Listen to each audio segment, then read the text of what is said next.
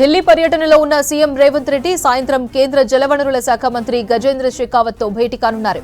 పాలమూరు రంగారెడ్డికి జాతీయ హోదా ఇవ్వాలని కోరుతూ వినతి పత్రాన్ని ఇవ్వనున్నారు. రేపు మధ్యాహ్నం 1 గంటకు కేంద్ర వాణిజ్య ఆహార శాఖ మంత్రి పీయూష్ గోయల్ తో సమావేశం కానున్నారు.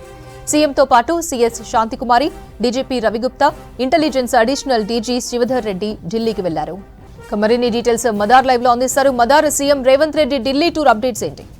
2 రోజుల పాటు కూడా బిజీగా సీఎం గడపబోతున్నారు. కొంతమంది అధికారులతో సిఎస్ అలాగే డీజీపీ, ఇంటెలిజెన్స్ ఐజీని కూడా తీసుకొచ్చారు. ఇంటెలిజెన్స్ సంబంధించిన చీఫ్ ని కూడా ఢిల్లీకి తీసుకొచ్చారు.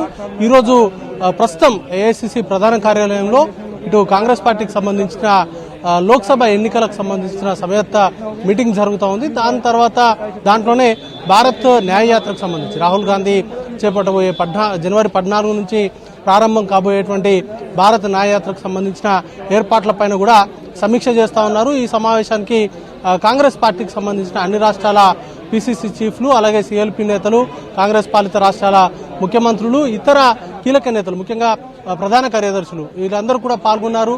రాష్ట్రాల్లో ఉన్నటువంటి తాజా రాజకీయ పరిస్థితులు, అలాగే లోక్సభ ఎన్నికల్లో ఎలాంటి వ్యూహాలతోటి ఎన్నికలకు వెళ్లబోతున్నారు, అలాగే రాష్ట్రాలకు సంబంధించి ఇప్పటి వరకు తీసుకున్నటువంటి చర్యలన్నింటిపైన కూడా ఈ సమావేశంలో చర్చించబోతున్నారు.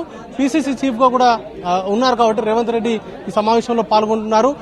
ఈ సమావేశం ముగిసిన తర్వాత కాంగ్రెస్ పార్టీకి సంబంధించిన కొంతమంది అగ్రనేతలను కూడా కలవబోతున్నట్టుగా తెలుస్తోంది. ముఖ్యంగా రాష్ట్రంలో ఉన్నటువంటి నామినేటెడ్ పోస్టుల భర్తీకి సంబంధించి సీఎం కీలకంగా అధిష్టాన పెద్దలతో చర్చలు జరపబోతున్నట్టుగా తెలుస్తోంది. ఇప్పటికే ఒక నెల రోజుల్లో నామినేటెడ్ పోస్టుల భర్తీకి సంబంధించి నిర్ణయం తీసుకుంటామంటూ కూడా గతంలోనే ఆయన హామీ ఇచ్చారు. చాలా మంది కాంగ్రెస్ సంబంధించిన నాయకులు నామినేటెడ్ పోస్టుల భర్తీ పైన ఆశలు పెట్టుకున్నారు. పార్టీలో ఎన్నికల కోసం కష్టపడ్డారు. మొదటి నుండి కష్టపడ్డటువంటి నాయకులకు స్థానం కల్పిస్తామంటూ కూడా హామీ ఇచ్చారు. వారు కూడా వాటికి సంబంధించిన భర్తీకి సంబంధించి మాట్లాడేటువంటి అవకాశం ఉంది. అలాగే కీలకంగా తెలంగాణ రాష్ట్రంలో లోక్సభ ఎన్నికల సందర్భంగా సోనియా గాంధీ తెలంగాణలో పోటీ చేయాలని కూడా రాష్ట్ర నాయకత్వం అధిష్టానం ముందు పెట్టబోతా ఉంది. గతంలోనే జరిగినటువంటి సమావేశంలో కూడా ఈ అంశాన్ని తీసుకొచ్చారు. దీనిపైన కూడా మరొక మారు అధిష్టాన పెద్దలకి ఈ అంశాన్ని తీసుకెళ్లబోతున్నారు. ముఖ్యంగా రానున్నటువంటి లోక్సభ ఎన్నికల్ని తెలంగాణ కాంగ్రెస్ ముఖ్యంగా 16 స్థానాల్లో గెలవడమే లక్ష్యంగా పెట్టుకుంది. దానికి సంబంధించే వ్యూహాలను రచిస్తూ ఉంది. దానిలో భాగంగానే సోనియా గాంధీని తెలంగాణలో పోటీ చేస్తే దాని ఇంపాక్ట్ రాష్ట్రమంతా కూడా ఉంటుంది. ఖచ్చితంగా రానున్నటువంటి రోజుల్లో కాంగ్రెస్ పార్టీ లోక్సభ ఎన్నికల్లో అది కాంగ్రెస్ విజయానికి దోహదం చేస్తుందంటూ కూడా రాష్ట్ర నాయకత్వం బలంగా విశ్వసిస్తుంది. ఒకవేళ సోనియా గాంధీ కాకపోతే కనీసం ప్రియాంక గాంధీనైనా తెలంగాణలో పోటీ చేయించాలనేటువంటి యోచనలో కాంగ్రెస్ ఉంది. దానికి సంబంధించి కూడా అగ్రనాయకత్వం దృష్టికి తీసుకెళ్లబోతున్నట్టుగా తెలుస్తోంది. దాంతో పాటు మంత్రివర్గ విస్తరణకు సంబంధించి కూడా కీలకంగా 6 పోస్టులను ఇంకా భర్తీ చేయాల్సి ఉంది. వాటిపైన కూడా చర్చలు జరిగే అవకాశం ఉంది. దాన్ని ఇప్పుడు భర్తీ చేస్తారా, లేకపోతే లోక్సభ ఎన్నికల తర్వాత వాటికి సంబంధించిన కేబినెట్ ఎక్స్పాన్షన్ ఉంటుందా అనే దానిపైన కూడా క్లారిటీ కూడా రావాల్సి ఉంది. అధిష్టాన పెద్దలతోటి ఇటు నామినేటెడ్ పోస్టులు, అలాగే ఎమ్మెల్సీ స్థానాలకు సంబంధించిన భర్తీ అంశము, ఇటు కేబినెట్ ఎక్స్పాన్షన్, ఈ 3 కీలక అంశాలతో పాటు లోక్సభ ఎన్నికలకు సంబంధించి రాష్ట్ర నాయకత్వం తీసుకుంటున్నటువంటి చర్యల్ని కేంద్ర అధినాయకత్వ దృష్టికి తీసుకెళ్లబోయే అవకాశం ఉంది. ఇక తర్వాత సాయంత్రం 7 గంటలకి కేంద్ర జలశక్తి మంత్రి గజేంద్ర సింగ్ షెకావత్ ను కలవబోతున్నారు. ఈ సమావేశంలో క్రూషియల్ గా తెలంగాణకు సంబంధించి పాలమూరు రంగారెడ్డి ప్రాజెక్టుకి జాతీయ హోదా ఇవ్వాలని విజ్ఞప్తి పత్రం ఇవ్వబోతున్నారు. సీఎం రేవంత్ రెడ్డితో పాటు ఉత్తమ్ కుమార్ రెడ్డి కూడా ఈ సమావేశంలో పాల్గొంటారు.